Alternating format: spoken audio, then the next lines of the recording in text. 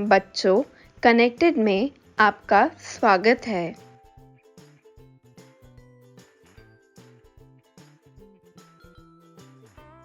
बच्चों, क्या आपने कभी सोचा है कि आपके क्लास में रखी हुई कुर्सी और मेज आपकी धक्का लगाते ही अपनी जगह से क्यों हिल जाता है? आज इस पाठ में हम यही पता लगाएंगे। आज के पाठ में हम पढ़ेंगे पहला, संतुलित और असंतुलित बल, दूसरा, गति के नियम। बच्चों, अपने प्रतिदिन के जीवन में हम देखते हैं कि एक स्थिर वस्तु को गति देने के लिए या गतिशील वस्तु को रोकने के लिए हमें कुछ प्रयास करना पड़ता है। सामान्य भाषा में इसके लिए हमें शारीरिक प्रयास करना पड़ता है तथा हम कहते हैं कि किसी वस्तु को गति की अवस्था में लाने के लिए हमें उसे खींचना, धकेलना या ठोकर लगाना पड़ता है। खींचने, धकेलने, ठोकर लगाने की क्रिया पर बल की अवधारणा आधारित है। इस बल से हम किसी वस्तु का आकार या आकृति भी बदल सकते हैं। इस बल के दो स्वरूप होते हैं, संतुलित और असंतुलित बल। संतुलित और असंतुलित बल। बच्चों, अगर एक टेबल पर एक पिंड रखा हो और उसके दोनों सिरों पर एक रस्सी बंधी हो, तो अगर आप रस्सी को एक सिरे से खींचेंगे तो पिंड उसी दिशा में खिसकने लगेगा।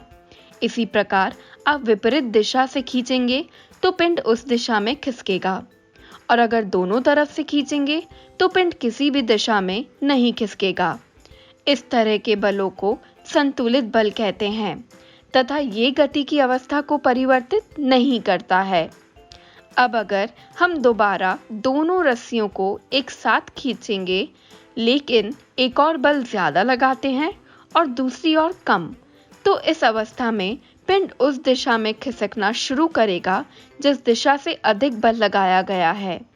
इस प्रकार दोनों बल संतुलित नहीं है और असंतुलित बल पिंड के खिसकने की दिशा में कार्य करता है।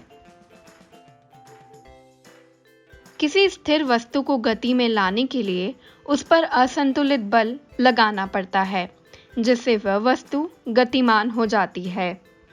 यह वस्तु तभी तक गतिमान रहेगी जब तक इस पर असंतुलित बल कार्य करता रहेगा। वस्तुओं पर लगने वाले इस गति को समझने के लिए गैलीलियो ने 3 गति के नियम बताए हैं। गति का पहला नियम। किसी आयत तल पर वस्तुओं की गति के अध्ययन के बाद गैलीलियो ने यह निष्कर्ष निकाला कि जब तक कोई बाह्य बल कार्य नहीं करता, वस्तुएं एक निश्चित गति से चलती है।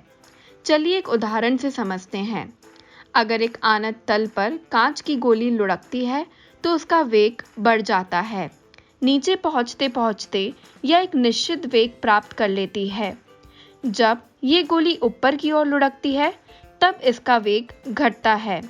अब यदि 2 आनत तल पर से इस गोली को लुढ़काया जाए तब क्या होगा, ये देखते हैं। जब गोली को बाईं ओर से छोड़ा जाता है तब ये ढाल पर नीचे की ओर लुढ़कती है तथा दाएं ओर के आनत तल पर उतनी ही ऊंचाई तक जाएगी जितनी ऊंचाई से उसे छोड़ा गया था। यदि इस तल को क्षैतिज कर दिया जाए तो गोली मूल ऊंचाई प्राप्त करने के लिए क्षैतिज तल पर लगातार चलती ही रहेगी। यहाँ गोली पर लगने वाला असंतुलित बल 0 है। इस प्रकार ये ज्ञात होता है कि गोली की गति को बदलने के लिए एक असंतुलित बाह्य बल की आवश्यकता होती है, लेकिन गोली की गति को एक रूप बनाए रखने के लिए किसी नेट बल की आवश्यकता नहीं होती है।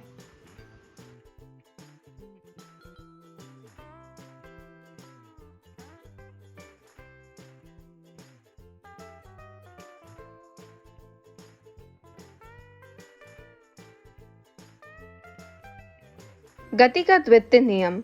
गति का द्वितीय नियम ये बताता है कि किसी वस्तु के संवेग में परिवर्तन की दर उस पर लगने वाले असंतुलित बल की दिशा के समानुपातिक होती है। इसे उन्होंने राशि के रूप में P = mv नाम दिया, जहां P उस वस्तु का संवेग है, m उस वस्तु का द्रव्यमान और v उसका वेग। चलिए इस नियम की गणितीय गणना समझें। माना कि m द्रव्यमान की कोई वस्तु u प्रारंभिक वेग से सीधी रेखा में चल रही है।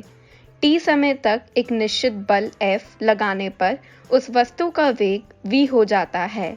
तब इसका प्रारंभिक और अंतिम संवेग क्रमशः p1 = mu और p2 = mv होंगे। संवेग में परिवर्तन p2 - p1 जो कि बराबर है mv - mu, मतलब कि m × v - u। संवेग में परिवर्तन की दर m × v - u/t, लगाया गया बल F = km × v - u/t, या हम बोल सकते हैं k ma। यहाँ a बराबर है v - u/2 वेग में परिवर्तन की दर अर्थात त्वरण है। k एक अनुपातिकता स्थिरांक है। उदाहरण के लिए एक सवाल करते हैं। एक 5 केजी द्रव्यमान वाली वस्तु पर 2 सेकंड के लिए एक नियत बल कार्यरत होता है।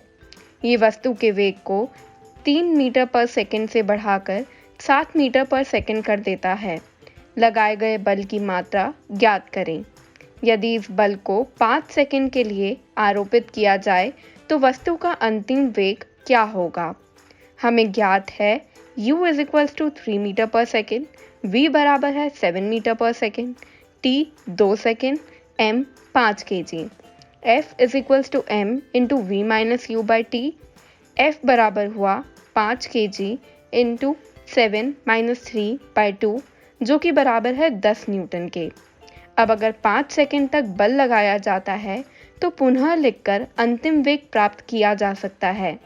v = ft/m, v = 3 + 10 × f 5/5 बराबर है 13 मीटर पर सेकंड।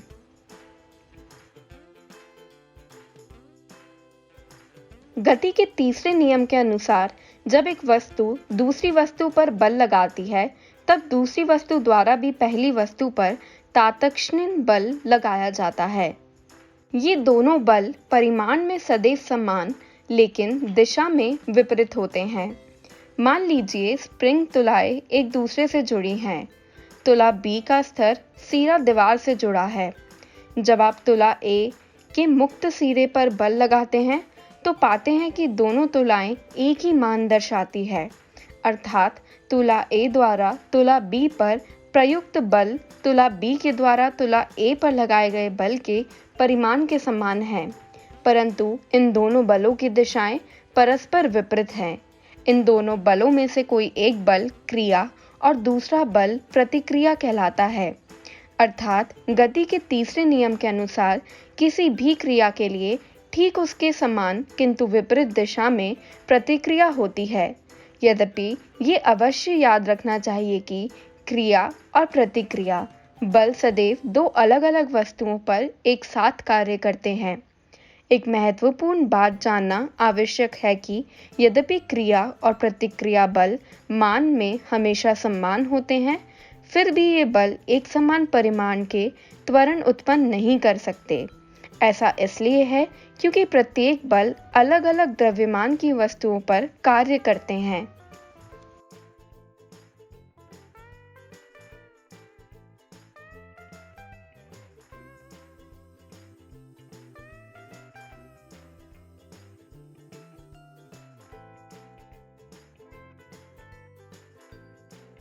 निम्नलिखित प्रश्नों के उत्तर दीजिए। पहला, 40 केजी द्रव्यमान वाली एक लड़की 5 मीटर पर सेकंड के क्षैतिज वेग से एक 3 केजी द्रव्यमान वाली स्थिर गाड़ी पर कूदती है। गाड़ी के पहिए घर्षण रहित हैं। गाड़ी की गति प्रारंभ करने की अवस्था में लड़की का वेग क्या होगा? मान लें कि क्षेत्रीय दिशा में कोई असंतुलित बल कार्य नहीं कर रहा है। दूसरा, हॉकी की प्रतिद्वंदी टीमों में दो खिलाड़ी गेंद को हिट करने के प्रयास में परस्पर टकरा जाते हैं तथा आपस में उलझ जाते हैं। पहले खिलाड़ी की द्रव्यमान 60 केजी है तथा वह 5 मीटर पर सेकंड के वेग से गति में था, जबकि दूसरा खिलाड़ी जिसका द्रव्यमान 55 केजी है तथा वह 6 मीटर पर सेकंड के वेग से पहली खिलाड़ी की ओर गति कर रहा था। टकराकर उलझने के बाद वे दोनों किस दिशा में किस व्यक्ति गति करेंगे। मान लें कि दोनों खिलाड़ियों के पैर तथा पृथ्वी के बीच कार्यरत घर्षण बल नगण्य है। इन प्रश्नों के उत्तर। पहला, माना कि लड़की की गाड़ी पर कूदने के पश्चात गाड़ी तथा लड़की का वेग v है। लड़की तथा गाड़ी का लड़की के कूदने से पहले कुल संवेग 40 kg इंटू 5 मीटर पर second plus 3 kg into 0 metre पर सेकेंड, जो कि बराबर है 200 kg मीटर पर सेकेंड। माना कि लड़की के गाड़ी पर कूदने के पश्चात गाड़ी तथा लड़की का वेग v है। इस अवस्था में गाड़ी तथा लड़की का कुल संवेग 40 plus 3 kg into v metre पर सेकेंड, जो कि बराबर होगा 43 v kg मीटर पर सेकेंड के बराबर। संवेग संरक्षण के नियम के अनुसार दोनों स्थितियों में कुल संवेग समान होंगे, अर्थात 43 v बराबर हुआ 200 के, तो v बराबर हुआ 200/43, जो कि प्लस 4.65 मीटर पर सेकेंड। गाड़ी पर सवार लड़की 4.65 मीटर पर सेकेंड के वेग से छलांग लगाने की दिशा में चलेगी। दूसरा, माना पहला खिलाड़ी बाएं से दाएं दौड़ रहा है। परिपाटी के अनुसार बाएं से दाएं गति की दिशा घनात्मक तथा दाएं से बाएं गति की दिशा को ऋणात्मक लेते हैं। प्रतीक m तथा u दोनों खिलाड़ियों के क्रमशः द्रव्यमान और वेग को दर्शाते हैं। इन भौतिक राशियों पर आधुनिक संख्याएं 1 तथा 2 क्रमशः प्रथम एवं द्वितीय हॉकी खिलाड़ियों को दर्शाती है। अतः m1 = 60 kg, u1 = +5 मीटर पर सेकेंड तथा m2 = 55 kg, u2 = -6 मीटर पर सेकेंड। टक्कर के पहले दोनों खिलाड़ियों का कुल संवेग 60 kg इंटू 5 मीटर पर second plus 55 kg into -6 metre पर सेकेंड, जो कि बराबर हुआ -30 kg मीटर पर सेकेंड। माना कि दोनों खिलाड़ियों के टकराने के पश्चात उलझने पर वेग v है। टक्कर के पश्चात कुल संवेग m1 plus m2 into v बराबर 60 plus 55 kg into v metre पर सेकेंड, जो कि बराबर हुआ 155 इंटू v kg मीटर पर सेकेंड। संवेग संरक्षण के नियम के अनुसार टक्कर से पहले तथा बाद के संवेगों की समानता से v बराबर हुआ -30/115, जो कि बराबर हुआ -0.26 मीटर पर सेकेंड। अतः उलझने के पश्चात दोनों खिलाड़ी दाएं से बाएं 0.26 मीटर पर सेकेंड के वेग से गतिशील होंगे।